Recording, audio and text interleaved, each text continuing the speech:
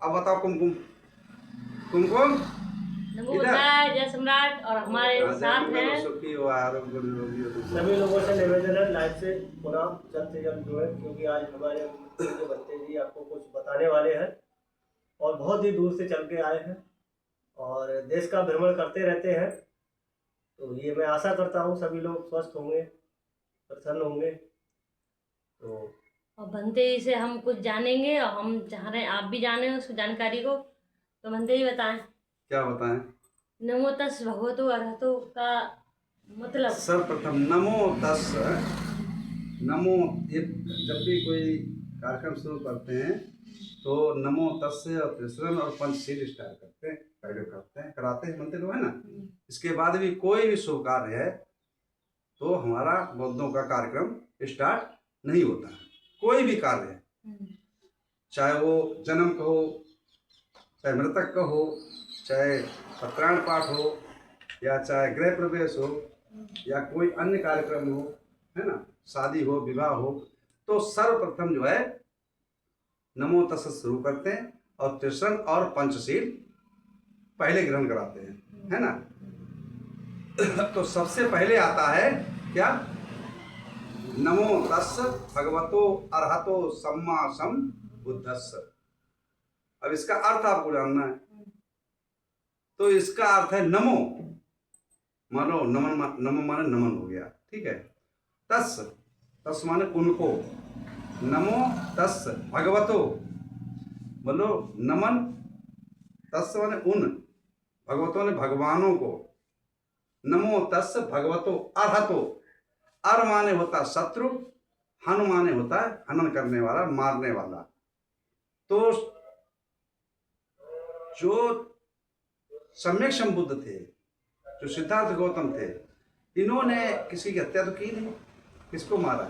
कभी सुना? नहीं मारा। काम क्रोध लोभ मोह इनको मारा। हाँ, तो इन्होंने जो अपने मन के विकार थे, जो मन की भ्रांतियां थी, लोभ की, मोह की, लालच की, द्वेष की, ईर्षा की, खिंचाव, तनाव, बेचैनी, विचिकिंचा, इच्छाओं की चलती है कि हर चीज मिल जाए, वो चीज मिले, ये कर लूँ, वो कर लूँ, इन सबका दसों जो है त्रुटियां थी, उनको मारा था।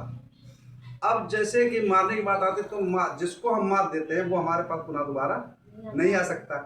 इसी प्रकार से भगवान बुद्ध के शास्त्रा के मन में कभी विचार ही उत्पन्न नहीं होते थे इन चीजों के बारे में, तो इसलिए उनको नष्ट कर दिया। तो नमो तस् भगवतो अरहतो सम्मा सम्बुद्धस्स, जो सम्यक ज्ञान वाले थे, सम्मा सम मतलब समस्त ज्ञानों के ज्ञाता, चाहे श्लोक हो चाहे परलोक हो, 31 लोक भवनों का ज्ञान। तुम्हारे अंदर क्या चल रहा है अगर अपने चित्त से देखना चाहे तो वो उसका ज्ञान, चित्त ज्ञान, मनोज्ञान। तो ये सब उनके अंदर। तो किसको? नमो माने मैं नमन करता हूँ, तस् माने उन भगवानों, भगवतों माने उन भगवानों को। कौन से? जो अरहत है, जिन्होंने अपने अंतः करके जितने भी राग, द्वेष, मोह, लोभ, लालच, ईर्षा, खिंचाव, तनाव, बेचैनी, विचिकिंसा सबको नष्ट कर दिया, मार दिया। उनको जो सम्यक समुद्र समस्त ज्ञानों की ज्ञाता शास्ता, नमो तस् भगवतो अरहतो सम्मा सम्बुद्धस्स, उन भगवान को मैं नमन करता हूं अथवा करती हूं, प्रणाम करता हूं अथवा करती हूं। इसका अर्थ होता है क्या? मैं अपने उन समस्त भगवान। अब बात आती है, एक वंदना चलती है हमारी, जब वंदना करते हैं तो वंदना क्या कहते हैं? इतिपसो भगवारं सम्मा सम्बुद्धो विद्याचरण संपन्नो सुखतो लोक विदु अनुत्तरो पुरुषोत्तम सारथी सत्ता देव मनुष्यान बुद्धो भगवात बुद्धं जीवित पर्यंतं शरणं गच्छामि, कहते हैं ना। ये च बुद्धा अतीता च ये च बुद्धा अनागता पच्चुपन्ना चाहे बुद्धा आयं बन्नाम सबदा। तो अब क्या आते हैं जो इसी में अर्थ चल रहा था, ये च बुद्धा अतीता च ये च बुद्धा अनागता पच्चुपन्ना, पास्ट फ्यूचर प्रेजेंट, ठीक है ना। पास्ट फ्यूचर प्रेजेंट मतलब भूतकाल, भविष्यकाल और वर्तमान काल में जितने भी बुद्ध हैं, जितने बुद्ध हो चुके हैं और जितने बुद्ध हैं और जितने बुद्ध आगे होंगे, उन सबको उन सबकी मैं शरण जाता हूँ, उन सबको प्रणाम करता हूँ। वहाँ उन शब्द है, उन शब्द था बहुवचन का, है ना, तो वहाँ भगवतो शब्द लगाता है, तो इसलिए जो उन शब्द है वो बहुवचन हो जाता है।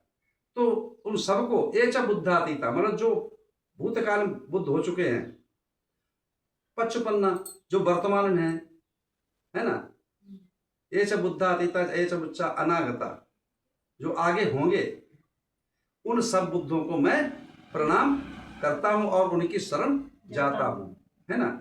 तो संचय रूप में तो इसका अर्थ है, अगर ज्यादा बड़ी वीडियो बनाओगे तो बहुत बड़ी वीडियो बनेगी, अगर पूरा डिटेल्स लेके चलेंगे। अब बात आती है तिसरण की। तिसरण में क्या होता है? बुद्धं शरणं गच्छामि। इसका अर्थ क्या होता है? मैं, साधारण अर्थ जो है, मैं बुद्ध की शरण जाता हूं अथवा जाती हूं। अब इसको विस्तार समझने की जरूरत है। बुद्ध ने क्या कहा है? उन्होंने ये तो नहीं कहा कि हमारी शरण आओ, कभी नहीं कहा। क्या अर्थ दिया? बुद्धं शरणं गच्छामि, मतलब आप अपनी बुद्धि, विवेक, ज्ञान और शिक्षा की शरण जाइए, ठीक है। तब आपका समझ लो बुद्धि की शरण जाना हुआ। बुद्धि किसके पास नहीं है? सबके पास है, सबके पास है ना। और जो बुद्धिहीन होता है उसको क्या कहते हैं? अबोध या बुद्धिहीन। इसके अंदर बुद्धि नहीं है। अरे जब कहां से चलो जाके अंदर बुद्धि का ही नहीं, उल्टे सीधे काम करते घूमा है, कहते हैं ना। तो अब आता फिर धम्मं शरणं गच्छामि। अब इसका अर्थ होता है साधारण में कि मैं धर्म की शरण जाता हूं अथवा जाती हूं। अब अगर धर्म शरण जाता तो धर्म धारण करने की चीज है। धर्म शरण में जाना कैसे होगा? जब हम धर्म को धारण करेंगे तो इस धर्म के लिए क्या है? धर्म आपका क्या है जिसकी शरण जाओगे? धर्म आपका क्या कहता है? एक गाथा आती है मंगल सूत्र में, माता पितु उपट्ठानं पुत्र दारस संघो अनाकुला चक्कमंता एतं मंगल मुत्तम। जो आपके घर में बड़े बुजुर्ग माता पिता हैं, दादा दादी हैं, जेठ जेठानी हैं, जो असहाय हो चुके, मतलब बुजुर्ग हो चुके हैं, अब वो चल भी नहीं पा रहे हैं, असहाय हैं, बीमार पड़े हैं, नहा धो नहीं पा रहे हैं, तो उनकी सेवा शुश्रूषा करना ये हमारा धर्म है। उनकी समय समय पर देखभाल करना, समय समय उनको पथ्य इलाज कराना और समय पर उनको परहेज की चीजों को देना। न उठ नहीं पाते, लेटरिन बाथरूम जो है पलंग पे हो जाता है, तो उसको भी सफाई करना, ये हमारा। इसको कौन करेगा? जो धारण करेगा उसको उसका फल मिलेगा। अब भाई किसी माँ बाप के 4 बच्चे हैं, जो अपने माँ बाप की सेवा करता है तो उसी को तो परिणाम मिलेगा, उसी को फल मिलता है। नहीं करेगा तो उसको फल कहां से मिलेगा? तो माता पितु पट्ठानं पुत्र दारस संगो, और ये हमारा धर्म है क्या? पुत्र दारस। दारस माने होती भाई, दादा माने भाई होता और दारस माने होते पत्नी। क्या पुत्र दारस संग हो माने पत्नी। तो पुत्र जो है, पुत्र पुत्री है, उनकी देखभाल रखना, खाने की, पीने की, उठने की, बैठने की, ओढ़ने की, पहनने की, शिक्षा की, दीक्षा की, ये क्या है? आपका धर्म है। जो आपके छोटे भाई बहन उनके प्रति भी, जो आपकी स्त्री है उसके प्रति, इसका ध्यान रखना और इन पर कंट्रोल भी रखना जरूरी है। अगर किसी परिवार का एक बच्चा बिगड़ जाता है और वो, जैसे किसी ने मर्डर किया, गलत संगत में पढ़ करके जुआ खेलने लगा, शराब पीने लगा, उसने अब पैसे जरूरत, पैसे घर से मिलेंगे तो क्या करेगा? कहीं पकड़ करेगा, कहीं ट्रेनिंग करेगा, कहीं पकड़ करेगा, कहीं डकैती डालेगा, कहीं चोरी करेगा, कहीं मारेगा, तो फिर क्या होगा? गलत दिशा में जाएगा। जब गलत दिशा अगर कंट्रोल नहीं किया आपने तो क्या होगा? वो तो भागा पड़ेगा। तो दुख से निकलने को भगवान बुद्ध ने मार्ग बताया। अब सब किसको दुख होगा? जो परिवार के लोग हैं, पुलिस कहाँ आएगी? उनको चैन से सोने नहीं देगी। अच्छा यहाँ नहीं मिला तो तुमसे पूछेंगे उसका दोस्त कौन कौन सा था। अब उनके दोस्तों को भी सो चैन नहीं, उनको भी सोने देंगे। उनसे भी फर्क नहीं पड़ा तो कहाँ तुम्हारी रिश्तेदारी थी? रिश्तेदारों को भी दुख। अगर वो बच्चा मर्डर करके और भागा फिर रहा है तो खुद भी दुख है। किसी अपने बहुत ज्यादा घनिष्ठ मित्र है, उसके पास भी जाएगा तो वो भैया कहिए मोटर पे बैठ चलेगा, वहां मैं रोटी ले आऊंगा, वहीं से खा के निकल जाना, घर पे ले आऊंगा तो मैं भी फंसूंगा। गलत कह रहा हूं? तो कंट्रोल ना करने की वजह से कितने लोगों को दुख हुआ, अपने परिवार को दुख हुआ, अपने समाज को दुख हुआ, अपने रिश्तेदारों को दुख हुआ, अपने दोस्तों को दुख हुआ। तो धम्मं शरणं गच्छामि का मतलब समझ लिया आपने? अब आता संघं शरणं गच्छामि। जब आप बुद्धि विवेक ज्ञान से काम लेंगे, धर्म को धारण करेंगे, तो आपके परिवार में क्या होगा? संगठन। जब 5 सीलों का पालन करेंगे, किसी की चोरी नहीं करेंगे, जो हत्या नहीं करेंगे, झूठ नहीं बोलेंगे, चुगली नहीं करेंगे, अनार की बात नहीं करेंगे, बेमतलब की बात नहीं करेंगे, और व्यवचार नहीं करेंगे, जुआ और नशा इत्यादि नहीं करेंगे, तो परिवार में संगठन होगा। जब सभी लोग एक जैसे चलते होंगे, जब संगठन होगा तो हमारे जैसे जो फक्कड़ नहीं होते, तकले गंजे धरंगे हैं, भिक्षु संघ, उनकी संघ में जाओगे तो वहां से क्या होगा?